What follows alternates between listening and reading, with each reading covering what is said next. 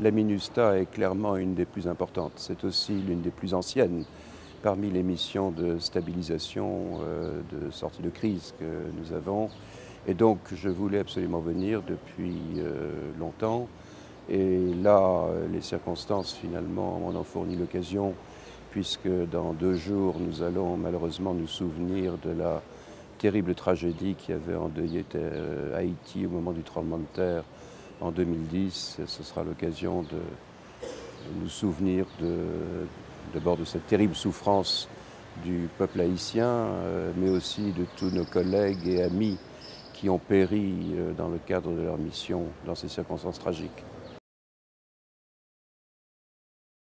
Le message, c'est qu'après cette phase d'urgence qui a duré quand même longtemps pour résoudre tous les immenses problèmes que vivaient toutes ces populations sinistrées, que vivait le pays touché, meurtri dans sa chair, maintenant cette phase-là, tout en n'étant pas d'ailleurs complètement achevée, puisque je comprends qu'il reste encore plusieurs centaines de milliers de personnes déplacées qui ont encore besoin d'être relogés, mais nous pouvons maintenant, pour l'essentiel, nous concentrer sur la tâche première qui est la nôtre, qui est la stabilisation du pays. Plus que jamais, il nous faut travailler avec les autorités et avec le peuple pour consolider le processus politique, consolider l'état de droit, car l'état de droit, c'est une condition nécessaire, indispensable, pour aspirer la confiance aux investisseurs étrangers. Et les investisseurs étrangers, c'est l'une des recettes pour créer les emplois, qui sont l'une des contraintes majeures auxquelles est confrontée la population d'Haïti.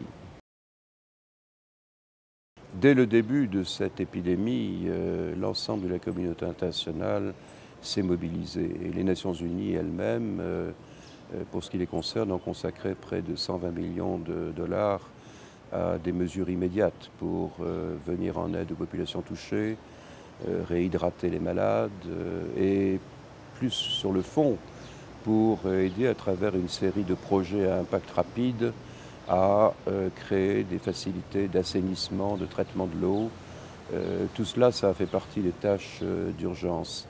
Reste la question de fond, et vous savez que le secrétaire général des Nations Unies a lancé en décembre dernier une vaste initiative pour soutenir le projet commun à Saint-Domingue et à Haïti d'éradication du choléra de l'île d'Hispaniola. Et le but que poursuit M. Ban Ki-moon, c'est de mobiliser sur les 10 ans qui viennent 2,2 milliards de dollars pour soutenir toutes les actions qui visent à la fois la maladie, mais aussi les causes de la maladie, et je pense là inévitablement aux questions d'eau. Il faut des réseaux qui assurent à la population l'accès à une eau propre, à une eau qui ne crée pas de situations telles que celles que nous avons connues. Et dans un premier temps, l'effort va porter sur une campagne de vaccination des groupes qui sont le plus à risque. Et tout cela est en train d'être mis en œuvre.